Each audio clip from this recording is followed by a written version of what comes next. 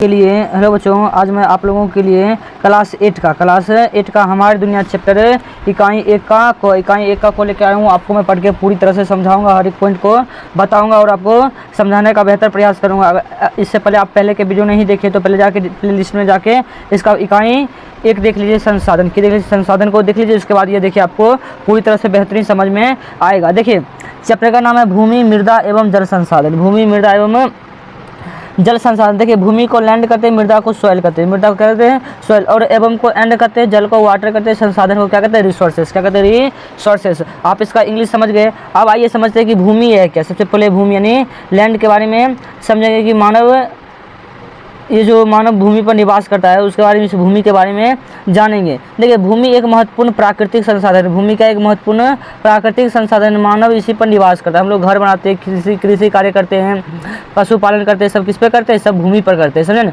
कहता अपनी आवश्यकता की अधिकतर वस्तुएं भी इसी से प्राप्त करते हैं। मतलब कि मानव की आवश्यकता की अधिकतर वस्तुएं जो होते हैं ना, वो भूमि से ही प्राप्त हो जाती है। पृथ्वी के कुल क्षेत्रफल का 29% भाग भूमि का विस्तार है। मतलब कि टोटल 100% होता है ना बाबू रे, तो 71% जल हो गया, 71% की हो गया जल, और 29% क्या हुआ भूमि यानी स्थल भाग हो गया। क्या हो गया, स्थल भाग हो गया। समझे। अब कहता है कि यह पहाड़ी, पठारी, मैदानी। देखिए, ये 29% किस से घिरा होता है, पहाड़ी, मैदानी और दलदली मरुस्थलीय जैसे से यह हिमाच्छादित या बनाच्छादित रूपों में, मतलब जहाँ हिमालय होता है या फिर वन होता है, उससे क्या होती है, उस रूपों में पाई जाती है। उस रूपों में क्या होती है, पाई जाती है। समझे। अब आगे देखिए, भूमि की परिभाषा आप समझ लीजिए, भूमि क्या है।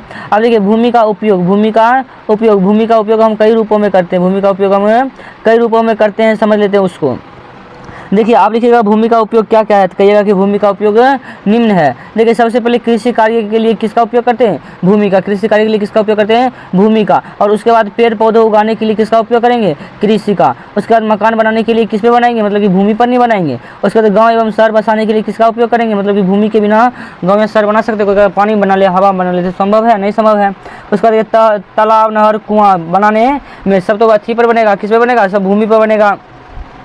उसके बाद सड़क, रेल मार्ग बनाने में, कारखाने स्थापित करने में, हवाई अड्डा बनाने में एवं बंदरगाह बनाने में, ये सब क्या है, ये सब भूमि के उपयोग है, भूमि के उपयोग है। अब आइए आगे देखते हैं कि भूमि के उपयोग में आगे क्या इंपॉर्टेंट है। देखिए, हमारी जो भूमि है ना, भूमि ये 7 महाद्वीपों में बटे हैं। कितने महाद्वीपों में बटे हैं, 7 महाद्वीपों में बटे हैं। आप इसको याद रखिएगा। हमारी भूमि कितने महादेशों में बटी हुई है, 7 जहाँ भूमि पाई जाती है इसमें, और 4 बड़े बड़े महासागर के रूप में। समझे ना। अभी हम देखेंगे महादेश, क्या देखेंगे, महादेश। समझे ना, यानी महाद्वीप के बारे में, महादेश के बारे में। देखिए, सबसे पहले आता है एशिया महादेश, यूरोप महादेश और अफ्रीका महादेश। चूंकि हम एशिया इसीलिए लिखे हैं कि हम लोग कौन महादेश में आते हैं, एशिया महादेश में आते हैं, इसलिए हम एशिया पहले लिख दिए। तो इससे आपको दिक्कत मत मानिएगा। समझे। सबसे पहले एशिया महादेश, उसके बाद यूरोप महादेश, उसके बाद अफ्रीका महादेश, उसके बाद साउथ अमेरिका महादेश, नॉर्थ अमेरिका महादेश, ऑस्ट्रेलिया महादेश, अंटार्कटिका महादेश। इस 7 महादेश का नाम आप लिख लीजिएगा, 7 महादेश का नाम लिख लीजिए, आपको बेहतरीन समझ आएगा। अब देखिए, पृथ्वी को प्रभावित करने वाले प्राकृतिक कारक का क्या मतलब है, प्राकृतिक कारक का क्या मतलब है। तो दादाजी कहते हैं कि स्थलों में मृदा की विशेषता, खनिजों की उपस्थिति, जलवायु एवं जल संबंधी विशेषताएं आदि प्राकृतिक कारक भूमि के उपयोग में परिवर्तन ला देते हैं। मतलब ये सब भूमि के प्राकृतिक रूपों में क्या ला देते हैं, परिवर्तन ला देते हैं। मतलब कठोर भूमि के कारण पठारी क्षेत्र में कारखाने प्रमुखता लगाए जाते हैं, जबकि मैदानी क्षेत्र में फसलों की खेती की जाती है, और पठारी क्षेत्रों में खनिजें पाई जाती है और खनन कार्य के लिए किए जाते हैं। अब कहता है कि मानसूनी जलवायु क्षेत्र में धान की खेती होती है, जहाँ पर मतलब धान के लिए सबसे अधिक पानी की आवश्यकता होती है। तो मानसूनी क्षेत्र में किसकी खेती की जाती है, धान एवं गन्ना में अधिक सिंचाई की आवश्यकता होती है, ये भी याद रखिएगा। कहता है तो शीतोष्ण जलवायु क्षेत्र में गेहूं की खेती की जाती है। तो शीतोष्ण जलवायु में किसकी खेती की जाती है, गेहूं की खेती की जाती है। आप यहाँ तक समझ गए होंगे। अब देखिए, इसमें कोई उतना इंपॉर्टेंट चीज़ है नहीं। ये सब दलदली भूमि पर विकसित नवी मुंबई शहर, ये सब दलदली भूमि पर क्या होता है, शहर बनते हैं। समझे। इसकी भी जानकारी आप लेते रहिएगा, आप अपने हिसाब से पढ़िएगा, उतना इंपॉर्टेंट आपके हिसाब से नहीं है। समझे। जो भी आपको इंपॉर्टेंट मिलेगा हम उस सब आपको पढ़ा देंगे। समझे। जो ऐसे आप अपने घर पे पढ़ते रहिएगा, क्योंकि आप खुद से पढ़िएगा तो ज़्यादा नॉलेज मिलेगा आपको। हम तो सिर्फ इंपॉर्टेंट पढ़ाएंगे। अगर एक एक पॉइंट आपको पढ़ाने लगे तो एक क्लास मान लीजिए कि 1 घंटा का होगा, तो 1 घंटा होगा तो लंबा बहुत समय लग जाएगा। इसीलिए हम आपको इंपॉर्टेंट चीज़ पढ़ाते हैं। देखिए, भूमि के उपयोग पर वर्ग को 5 वर्गों में बांटा गया। कितने वर्गों में बांटा गया, 5 वर्गों में बांटा गया। सबसे पहला देखिए, वन क्षेत्र की भूमि। वन क्षेत्र की भूमि यानी जंगल वाले भाग को क्या कहते हैं, वन क्षेत्र की भूमि। जहाँ पे जंगल ही जंगल होता है उसे क्या कहते हैं, वन क्षेत्र की भूमि। अब देखिए कृषि कार्य के लिए अनुपलब्ध भूमि, मतलब कृषि कार्य के लिए अनुपलब्ध भूमि मतलब कि उपलब्ध में नहीं है, उपलब्ध में कोई जी दिक्कत नहीं। अनुपलब्ध भूमि कहिएगा सबसे पहले बंजर एवं व्यर्थ भूमि, बंजर एवं व्यर्थ भूमि जहाँ पर हम कृषि कार्य नहीं कर सकते, समझे ना। उसके बाद कहता है सड़क मकान उद्योगों में लगी भूमि, सड़क हो गया, मकान हो गया, उद्योग में भूमि लग गया, उस पर आप कभी भी कृषि कार्य कर सकते नहीं कर सकते, समझे ना। अब आइए अब कहता है कि प्रतिभूमि, प्रतिभूमि इस यह भी दो प्रकार के होता है, प्रतिभूमि तो तेसर नंबर में आया, ये भी दो प्रकार का होता है। सबसे कहेगा कि चालू प्रतिभूमि, मतलब जिस भूमि पर 1 वर्ष या उससे अधिक समय तक कृषि नहीं की गई है उसे हम क्या कहते हैं, चालू प्रतिभूमि कहते हैं, क्या कहते हैं, चालू प्रतिभूमि। एक होता है अन्य प्रतिभूमि, तो इसको कहिएगा जिस भूमि पर वर्ष से अधिक, मतलब 1 वर्ष से अधिक तब 5 वर्ष से कम समय तक कृषि नहीं की गई है उसे क्या कहते हैं, अन्य प्रतिभूमि। इसका डिफिनीशन आप याद रखिएगा कि जिस भूमि पर 1 वर्ष से अधिक तथा 5 वर्ष से कम समय तक कृषि नहीं की गई उसे हम क्या कहते हैं, उसे हम अन्य प्रतिभूमि कहते हैं। अगला कहता है कि अन्य कृषि अयोग्य भूमि, अन्य कृषि अयोग्य भूमि, ये भी देखिए 2 प्रकार का होता है, इसका भी डिफिनीशन हम आपको समझा देते हैं, समझे ना। सबसे पहला आता है अस्थायी चारागाह की भूमि, अस्थायी चारागाह की भूमि मतलब ऐसा जगह जहाँ पर घास ही घास होता है उसे हम क्या कहते हैं, अस्थायी चारागाह की भूमि कहते हैं, जहाँ पर घास ही घास होता है। अब एक होता है कृषि योग्य बंजर भूमि, कृषि योग्य बंजर भूमि जिस भूमि में 5 वर्ष से अधिक समय से खेती नहीं की हो उसे हम क्या कहते हैं, उसे कृषि योग्य बंजर भूमि कहते हैं, जहाँ 5 साल से अधिक तक कृषि नहीं की जाती है। अब कहता है कि शुद्ध बोई गई भूमि, यानी जहाँ पर कृषि की जाती है, वो फसल उगाई जाती है धान के, मक्का के, गेहूँ का, उसे क्या कहते हैं, शुद्ध बोई गई भूमि कहते हैं। अब आगे देखिए क्या कहता है, आगे भूमि संरक्षण की आवश्यकता, भूमि संरक्षण की आवश्यकता, इसके लिए मुख्य बिंदु है, भूमि का निम्नीकरण के मुख्य बिंदु है, भूमि संरक्षण के आवश्यकता देख लेते हैं। सबसे पहले देखिए दादाजी बोले तेजी से बढ़ती जनसंख्या के पोषण एवं आवास संबंधी आवश्यकताओं को पूरा करने के लिए वन एवं कृषि क्षेत्र घटते जा रहे हैं। मतलब देखिए जनसंख्या भारत में दिन प्रतिदिन बढ़ता जा रहा है, लेकिन ज़मीन तो सीमित है, ज़मीन सीमित, इस कारण जंगल को काटा जा रहा है और वहाँ पे घर मकान बनाया जा रहा है, जिससे वो बंजर भूमि हो जा रहा है, वहाँ पे फसल नहीं होगा, समझें। और अगला कहता है कि फसलों के उत्पादन को बढ़ाने के लिए रासायनिक उर्वरकों का काफ़ी उपयोग हो रहा, मतलब कि रासायनिक छोटा सा ज़मीन में सोचता है कि कितना हो जाए, बहुते हो जाए थी अनाज, इसलिए उसका क्या उपयोग करता है, रासायनिक उर्वरक का उपयोग करता है, लेकिन ये नहीं करना चाहिए, इसमें इससे मिट्टी की उर्वरा शक्ति समाप्त हो जाती है। आगे कहता है कि अति सिंचन एवं पशुचारण कारणों से भूमि के स्वाभाविक गुणों में क्या हो रही है, ह्रास हो रही है, जिससे हम क्या कहते हैं, भूमि का निम्नीकरण, भूमि का निम्नीकरण कहा जाता है। कि भूमि का निम्नीकरण किससे कहा जाता है, तो आप यहाँ से लेके यहाँ से लेके यहाँ तक लीजिए, लिख दीजिएगा भूमि का निम्नीकरण, जिस कारण बंजर जैसी समस्याएं बढ़ती जा रही है, बंजर जैसी समस्या बढ़ती जा रही है। अब देखिए क्या मधु बोलता है कि भूमि संरक्षित किया जाना बहुत ज़रूरी है, भूमि को संरक्षित करना बहुत ज़रूरी है। इसके लिए आप क्या करेंगे, मतलब कि भूमि जो है इसको संरक्षित करने के लिए आप क्या क्या करेंगे, तो आप कहेगा कि भूमि को नियोजित तरीके से हो, मतलब भूमि का नियोजित तरीके से उपयोग करेंगे और भूमि पर वन क्षेत्र को बढ़ाएंगे। अगर हम वन क्षेत्र को बढ़ाएंगे उससे क्या होगा, मिट्टी की उर्वरा शक्ति भी बनी रहेगी और पेड़ पौधे जैसे रहेंगे तो हमारे लिए लाभ भी होगा। और कहता है कि जैविक कृषि पर बल देना चाहिए, जैविक कृषि पर क्या देना चाहिए, बल, लेकिन आजकल आधुनिक कृषि पर बल दिया जाता है, तो आप हमेशा याद रखिएगा जैविक कृषि पर क्या देना चाहिए, बल देना चाहिए। अब कहता है कि मरुभूमि के सीमांत झाड़ियाँ लगाई जाए, मतलब मरुभूमि में सीमांत झाड़ियाँ लगाई जाए। अब आगे कहता है कि भूस्खलन रोकने के लिए पर्वतीय ढलानों पर वृक्षारोपण एवं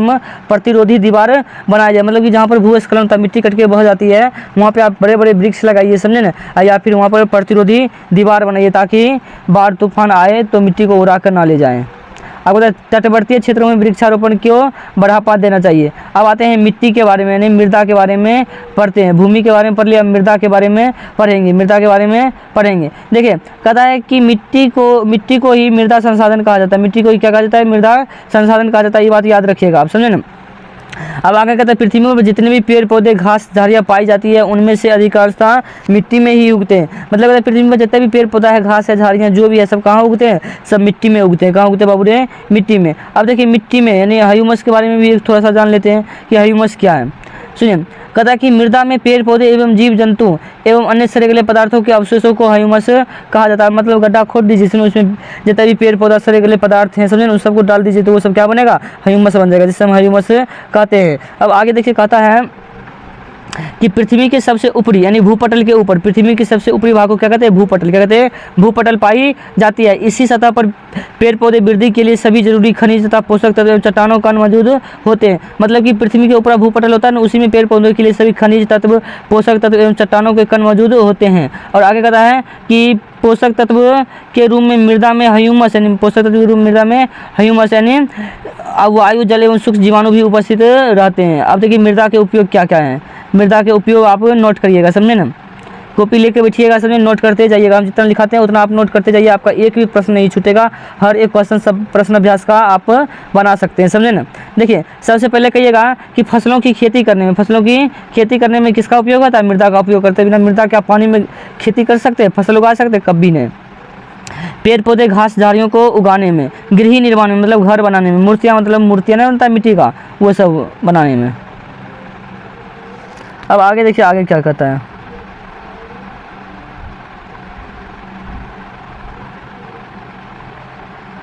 आगे कहता है ईंट बनाने में, खिलौने बनाने में, गमला, घड़िया, सुराही, खपड़ा इत्यादि बनाने में, ये सब मिट्टी का उपयोग है। ये सब मिट्टी का क्या है? उपयोग है। सब मिट्टी का हम उपयोग करते हैं। अब देखिए मृदा निर्माण होता कैसे? मृदा निर्माण होता कैसे काफ़ी इंपॉर्टेंट है। आपसे पूछेगा कि मृदा निर्माण की प्रक्रिया को समझाइए, तो आप कहिएगा कि सुनिए, आपकी कहिएगा मृदा निर्माण में क्या कि मृदा के निर्माण में वहाँ उपस्थित मौलिक चट्टान, क्षेत्र की जलवायु, वनस्पति, सूक्ष्म जीवाणु, क्षेत्र की ऊंचाई, ढाल तथा समय का योगदान होता है। मृदा निर्माण की प्रक्रिया में सबसे पहले मौलिक चट्टान टूटती है।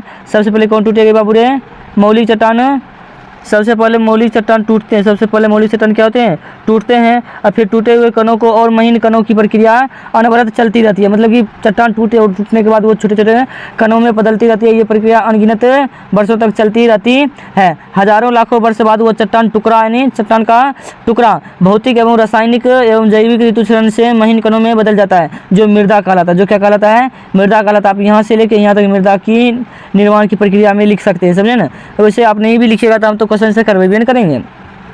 सामान्यतः 1 सेंटीमीटर मोटी सतह वाली मृदा के निर्माण में सैकड़ों हजारों वर्ष लग जाता है। अब इंच टेप देखेंगे, फीट होता है ना, इंची टेप स्केल होता है, स्केल, उसमें 1 सेंटीमीटर चट्टान से मृदा निर्माण बनने में बताइए सैकड़ों वर्ष लग जाते हैं। कितने लग जाते हैं? सैकड़ों वर्ष लग जाते हैं। अब आगे देखिए, अब यहाँ से आप कॉपी कलम ले लीजिए, लिखना स्टार्ट करिए, समझे ना। नहीं लिखिएगा तो काम ही नहीं चलेगा, समझे ना। देखिए कहता कि जैविक एवं रासायनिक ऋतुचरण क्या होता है? तो आपके पेड़ पौधे एवं जीव जंतुओं में मानवीय क्रियाओं तथा जल की प्रतिक्रियाओं से चट्टानों का टूटना गलना क्या कहलाता है? रासायनिक ऋतुचरण कहलाता है। नोट करिएगा।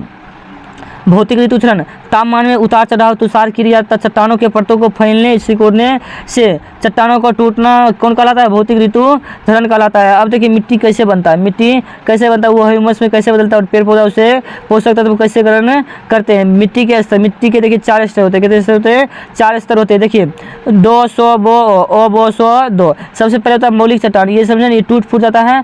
इसके बाद ऋतुचरित कण बचता है। ऋतुचरित क्या होता है? कण। उसके बाद आता है बालू एवं पंख, अब बालू एवं पंख के बाद वो किस में बदल जाता है? वो ह्यूमस में बदल जाता है, जो पेड़ पौधों के लिए काफ़ी इंपॉर्टेंट रहता है, समझे ना, महत्वपूर्ण रहता है। अब आइए आगे देखते हैं आगे क्या कहता है। आगे कहा कि मृदा निर्माण की प्रक्रिया काफ़ी लंबी अवधि में पूरा होती है। मृदा निर्माण की प्रक्रिया क्या होती है? काफ़ी लंबी अवधि में पूरा होती है। इस दौरान के 3 स्तर तैयार हो जाते हैं। कितने स्तर तैयार होते हैं? 3 स्तर। ऊपर से नीचे की ओर जाने पर ओ वो 100 स्तर कहा जाता है, और ऊपरी से नीचे आने पर ओ ह्यूमस की अधिकता होती है, और बो में बालू एवं पंख की अधिकता होती है, और 100 में ऋतुचरण से प्राप्त कण होती है। जबकि सबसे निचले स्तर में चट्टान होती है, जिसे हम क्या कहते हैं? दो। कुल मिला के मिट्टी के 4 परतें होती है। आप समझ गए। सबसे नीचे चट्टान होती है, चट्टान के बाद क्या होती है? उसमें ऋतुचरित कण होते हैं, और उसके बाद बालू एवं पंख होते हैं, तब जाके किस में बदलते हैं? ह्यूमस में। अब आइए मृदा के प्रकार देख लेते हैं। मृदा के क्या देख लेंगे? प्रकार। देखिए क्या कहता है।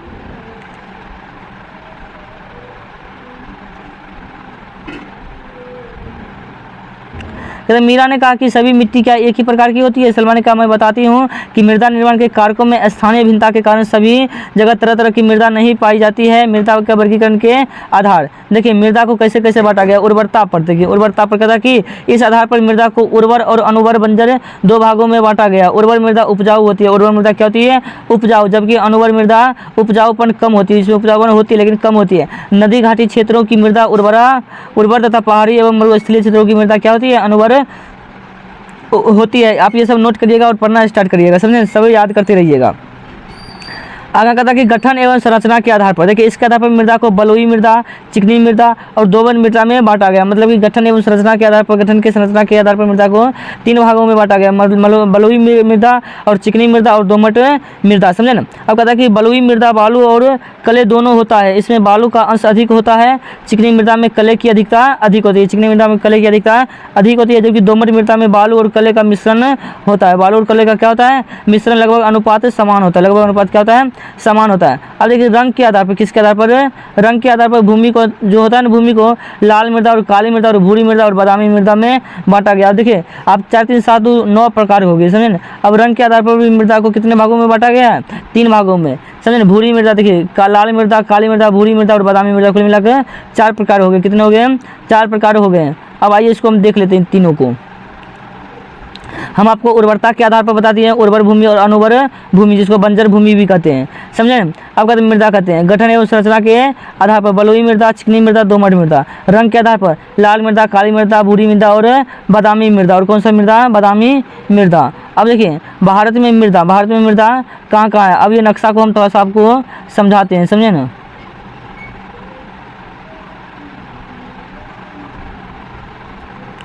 देखिए ये भारत का नक्शा है, ये भारत का क्या है, नक्शा, समझे। देखिए ये ऊपर में चीन होता है, ऊपर का पर्वतीय क्षेत्र हो गया, ये क्या हो गया, पाकिस्तान, ये क्या हो गया, पाकिस्तान, ये अरब सागर हो गया, समझे, ये श्रीलंका हो गया, और ये बंगाल की खाड़ी होगी, और ये म्यांमार हो गया। आपको ये नक्शा देखकर इतना तो समझ आ ही गया है कि चीन इधर होता है, पर्वतीय इधर होता है, पाकिस्तान इधर होता है, अरब सागर इधर है, बंगाल की खाड़ी इधर है, श्रीलंका इधर है और म्यांमार इधर है। अब इसमें क्रॉस करके सब मिट्टी को दर्शाया गया है। किसको दर्शाया है, मिट्टी को, जो भी आकार का है, जो किसका आकार का है, भी आकार का है ना, उसे कहते हैं पर्वतीय मृदा, उसे क्या कहते हैं, पर्वतीय मृदा। क्या कहेंगे बाबू, पर्वतीय मृदा। और ये ऊपर का भाग नेपाल कहलाता है, क्या कहलाता है, नेपाल, इसको भी याद रखिएगा। और उसके बाद देखिए ऐसे डॉट करके है, डॉट करके, ये है जलोढ़ मृदा। कौन सा मृदा है, जलोढ़ मृदा। और उसके बाद देखिए एल करके होगा, ऐसे एल करके ना, एल करके है, ये वाला भाग, यही वाला भाग, ई वाला भाग को कहिएगा, ई वाला भाग को कहिएगा लाल मृदा, ये वाला को कहिएगा लाल मृदा, इसको कहिएगा पर्वतीय मृदा, इसको कहिएगा पर्वतीय मृदा। और ये डॉट है, इसको कहिएगा जलोढ़ मृदा, लाल मृदा, एल वाला समझे गए।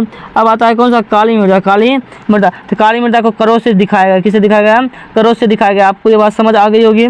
और उसके बाद लेटेराइट मृदा, लेटेराइट मृदा पूरा गाढ़ा कर दिया, काला काला, समझे, इसको लेटेराइट मृदा कहते हैं। अब उसके बाद शुष्क मृदा कहते हैं, शुष्क मृदा। तो शुष्क मृदा को डॉट में ऐसे दर्शाया गया, कहाँ दर्शाया गया, ऐसे बीच में ऐसे दर्शाया गया, इसको कहते हैं शुष्क मृदा। क्या कहते हैं, शुष्क मृदा। आपको ये बेहतरीन समझ आ गया होगा। अब आइए आगे देखते हैं, आगे बढ़ें बच्चों, आगे बढ़ते हैं। कहाँ बढ़ते हैं, आगे बढ़ते हैं, तब देखते हैं।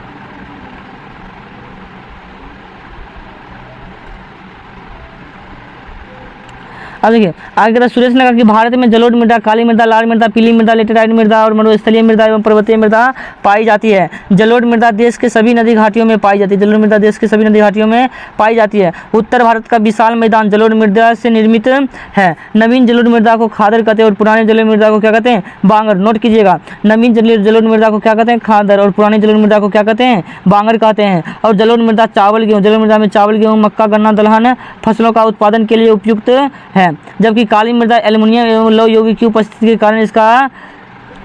कारण काली होती है। मतलब कि काली मृदा किसके कारण होती है, एल्युमिनियम एवं लौह यौगिक के उपस्थिति के कारण काली होती है। अब कहता है कि यह मृदा कपास की खेती के लिए सर्वाधिक उपयोग है। आपसे ऑब्जेक्टिव पूछेगा कि कपास की खेती के लिए सर्वाधिक उपयुक्त कौन सी मृदा है, तो आप की मारिएगा, ठीक है, काली मृदा की मारिएगा बाबू, काली मृदा। वीडियो को रोक के नोट कर लीजिएगा। और देखिए ये महाराष्ट्र के क्षेत्र में, गुजरात, कर्नाटक, आंध्र प्रदेश, तमिलनाडु राज्यों में यह मृदा अधिकता से पाई जाती है। अब कहता है कि लाल एवं पीली मृदा प्रायद्वीपीय पठार के पूर्वी दक्षिण हिस्से में पाई जाती है। अब देखिए लाल मृदा में लोहे के अंश होने के कारण मृदा का रंग कैसा होता है, लाल होता है, इसलिए हम इसे लाल मृदा कहते हैं। कहते हैं कि जल में मिलने के बाद यह मृदा पीली रंग की हो जाती है। मतलब कि लाल मृदा जो है जल में घुलने के बाद क्या हो जाएगी, पीली रंग की हो जाती है। ज्वार, बाजरा, मक्का, मूंगफली, ज्वार, बाजरा, मक्का, मूंगफली सब खेती होती है। अब देखिए आगे कहता है कि मूंगफली और फलों के उत्पादन के लिए उपयुक्त है। मृदा उड़ीसा, झारखंड, मेघालय में पाया जाता है। लेटेराइट मृदा का निर्माण निक्षालन की प्रक्रिया से होता है। लेटेराइट मृदा का निर्माण किससे होता है, निक्षालन की प्रक्रिया से होता है। आप ये नोट कर लीजिएगा, बहुत इंपॉर्टेंट क्वेश्चन है कि लेटेराइट मृदा का निर्माण किस प्रक्रिया द्वारा होता है, निक्षालन प्रक्रिया द्वारा होता है। यह मृदा केरल, कर्नाटक, तमिलनाडु राज्यों में मिलती है। मरुस्थलीय मृदा हल्के भूरे रंग की होती है, जो राजस्थान, सौराष्ट्र और कच्छ के पश्चिमी हरियाणा एवं दक्षिणी पंजाब में पाई जाती है। पर्वतीय मृदा पर्वतीय क्षेत्रों में पाई जाती है। पर्वतीय मृदा कौन क्षेत्रों में पाई जाएगी? पर्वतीय क्षेत्रों में पाई जाती है। आगे कहता है कि मिट्टी के निर्माण में हजारों लाखों वर्ष लगते हैं, लेकिन नदियों का पानी अपने साथ काफ़ी मात्रा में मिट्टी बहा कर ले आती है। देखिए, मिट्टी के निर्माण में हजारों लाखों वर्ष लगती है, लेकिन ये नदियों का जल, समुद्रों का जल, ये अपने साथ कई मृदा, कई मिट्टी को, कितने मिट्टी को अपने साथ बहा कर लेकर चलाती है। समझे ना? कहता है इसी तरह धीरे धीरे सारी मृदा कटकर समुद्र में चली जाएगी। समुद्र में क्या होगी? चली जाएगी। अब देखिए आगे,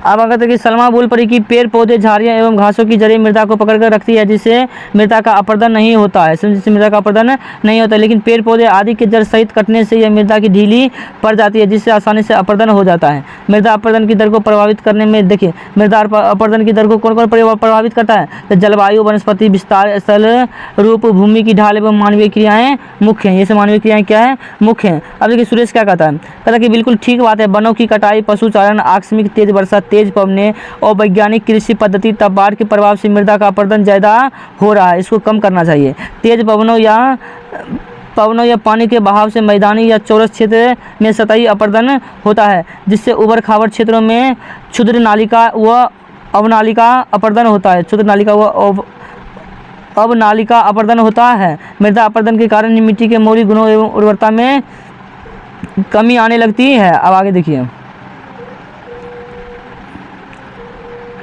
अब देखिए मृदा अपरदन क्या है, आप ये समझिए। देखिए, प्राकृतिक या मानवीय कारणों से मृदा की परतों का विस्थापन या बह या उड़ जाना, एक स्थान से दूसरे स्थान में चले जाना, क्या कहलाता है? मृदा अपरदन। आप शॉर्टकट में समझिएगा कि ये आपका खेत है, ये आपका खेत, इधर से तेज हवा आया, तेज हवा इस मिट्टी को उठा के इसके खेत में पटक दिया। इसके खेत में क्या किया बाबू रे? पटक दिया। या फिर इधर से बहुत तेज से बाढ़ आया, बाढ़ है और आपके बाढ़ का पानी आपके भूमि को, हिस्से को, मृदा को काट के लेगा और उसके खेत में ला के पटक दिया। समझे? इसी को हम क्या कहते हैं? इसी को हम कहते हैं मृदा अपरदन। क्या कहते हैं? मृदा अपरदन। आपको समझ आ गया होगा कि मृदा अपरदन क्या है। अब आइए आगे चलते हैं, समझे ना?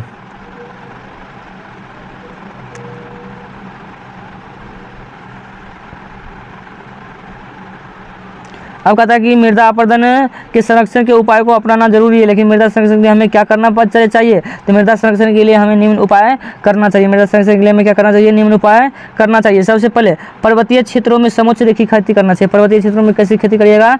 समुच्च रेखी खेती करना होगा। पर्वतीय ढलानों पर वृक्षारोपण करना होगा। बंजर भूमि पर घास लगाना होगा। फसल चक्र तकनीक को अपनाना होगा। खेती के वैज्ञानिक तकनीकों को अपनाना होगा। जैविक खाद का प्रयोग करना होगा। तब जाके क्या होगा? तब जाके मृदा संरक्षण होगा। अब आइए, अब बहुत बड़ा इंपॉर्टेंट हमें पढ़ना है जल संरक्षण, जल संसाधन, जल वाटर रिसोर्सेज। क्या पढ़ना है? वाटर रिसोर्सेज काफ़ी इंपॉर्टेंट है। इसको हम पढ़ के आपको समझाता हूँ, समझे?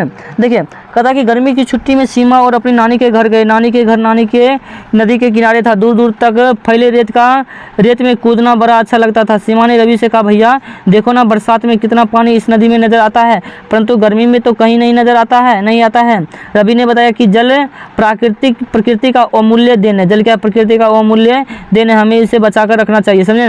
क्या तुम्हें मालूम है कि जल कैसे बनता है? क्या तुम्हें मालूम है जल कैसे बनता है? सीमा ने कहा, नहीं भैया आप बताइए। रवि ने बोला, वैज्ञानिक दृष्टिकोण से हाइड्रोजन के 2 अणु और ऑक्सीजन के 1 अणु मिलकर किसका निर्माण करते हैं? जल का निर्माण करते हैं। आप जल का सूत्र क्या लिखते हैं? H2O। मतलब हाइड्रोजन का क्या अणु है? 2 और ऑक्सीजन का क्या अणु है? 1। 3 2 1 मिलकर क्या बनता है? ये बनता है जल। क्या बनता है? जल। तो आप जल का सूत्र समझ गए। जल का सूत्र क्या होता है? H2O, यानी हाइड्रोजन के 2 अणु और ऑक्सीजन के 1 अणु जब आपस में संयोग करता है तो किसका निर्माण करता है? तब जल का निर्माण करता है। किसका निर्माण करता है? जल का निर्माण करता है। अब देखिए, विभिन्न महासागरों में जल की उपस्थिति, विभिन्न महासागरों में किसकी उपस्थिति? जल की उपस्थिति को देख लेते हैं कि विभिन्न महासागर में जल कितना कितना पाया जाता है। देखिए, प्रशांत महासागर में 49.9%, अटलांटिक महासागर में 25.7% और हिंद महासागर में 20.5% और आर्कटिक महासागर में, कौन महासागर में? आर्कटिक महासागर में 3.9%। टोटल हो गया कितना परसेंट? 100% हो गया ये जल। टोटल हो गया कितना? 100% हो गया। समझे ना? इतना जल पाया जाता है। अब देखिए, पीने योग्य जल की मात्रा कितना, वो सब हम आपको समझा देते हैं, समझे ना? तो ये सारा स्लाइड हम बता ही दिए हैं। अब उसके बाद इसके आगे देखिए, इसमें कहता है कि स्थलीय भाग पर पाए जाने वाले मीठे जल की ही हम पी सकते हैं, मतलब कि स्थल भाग पर जो जल पाया जाता है उसी को हम पी सकते हैं। स्थल भाग पर कौन कौन से जल पाए जाते हैं?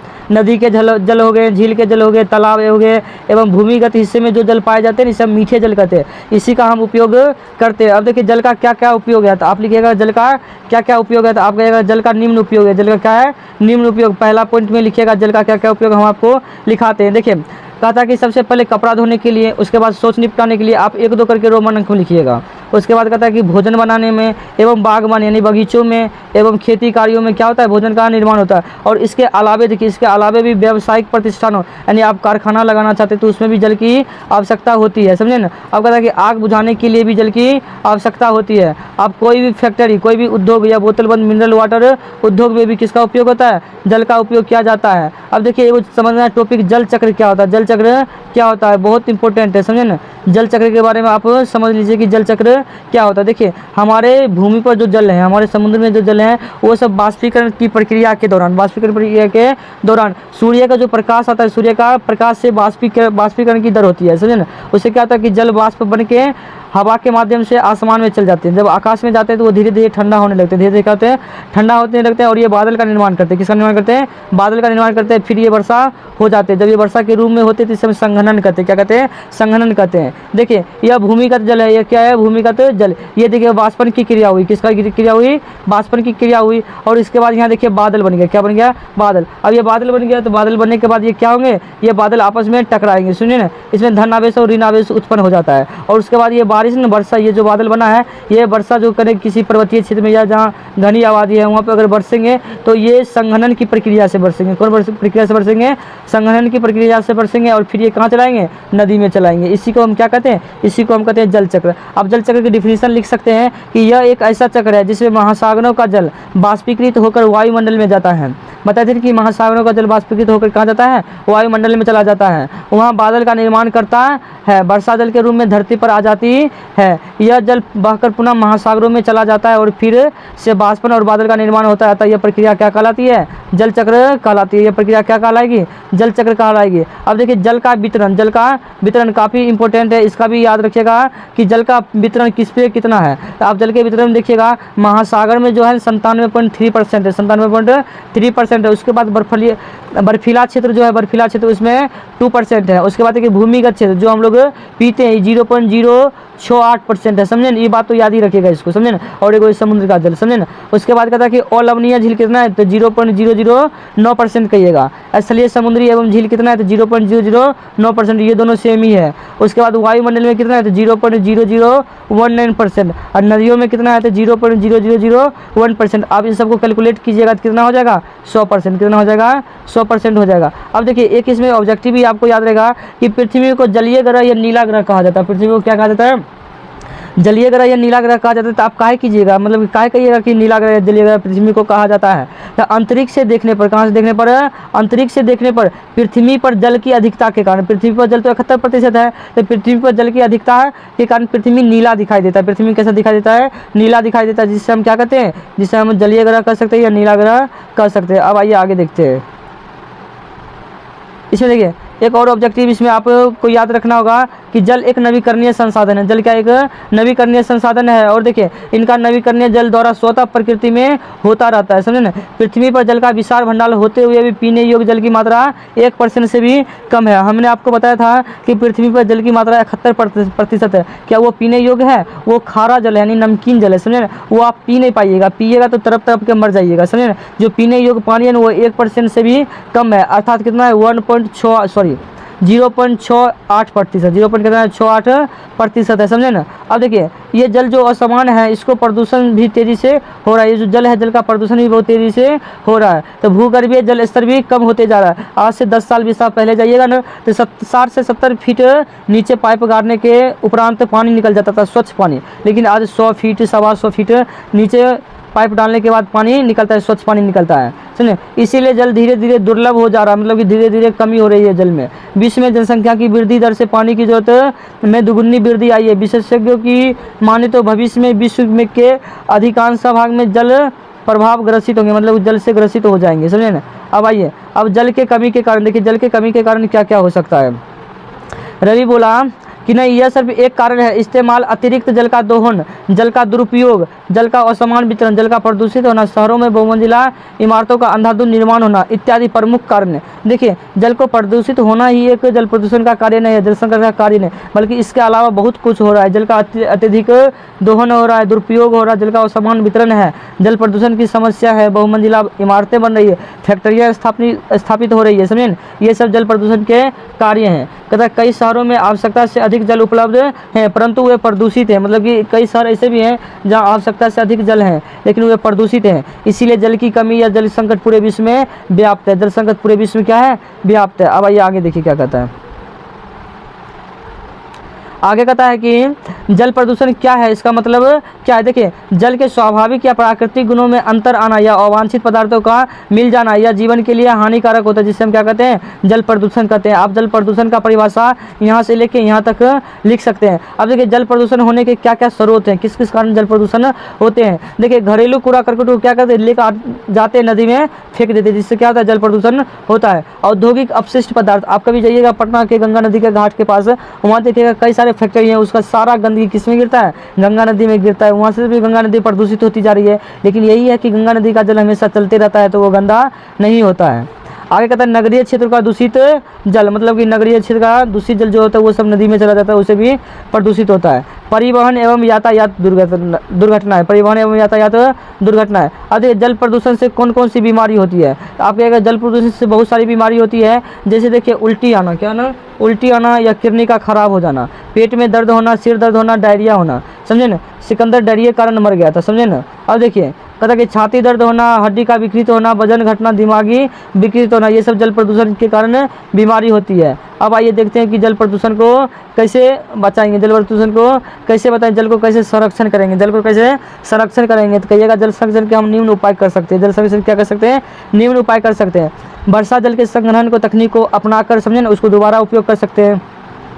छत का वर्षा जल जो होता है उसको संग्रहित करेंगे। जल का समुचित उपयोग करेंगे, समुचित जितना चाहिए उतना ही उपयोग करेंगे। जल को प्रदूषण होने से बचाना होगा और जल के पुनर्चक्रण तकनीक को अपनाना होगा। जैसे आप कपड़ा धोए, उस पानी को आप क्या करते हैं, फेंक देते, तो फेंकना नहीं, उसको हम शौचालय में यूज कर लेंगे। तो इस तरह से क्या होगा, जल की बचत होगी, जल की क्या होगी, बचत होगी। उसके बाद कहता है कि सिंचाई के लिए आधुनिक तकनीकों का अपनाना, मतलब सिंचाई के लिए आधुनिक तकनीकों को क्या करेंगे, अपनाएंगे। अगला कहता है कि जल संरक्षण की महत्ता को बताएंगे, मतलब कि जल संरक्षण की महत्ता को अपने गाँव में जागरूक करेंगे और सबको बताएंगे, समझे। आगे कहता है कि प्राचीन जल संचय की तकनीकों को अपनाएंगे। यह वीडियो आपको अच्छा लगा तो धन्यवाद वीडियो देखने के लिए।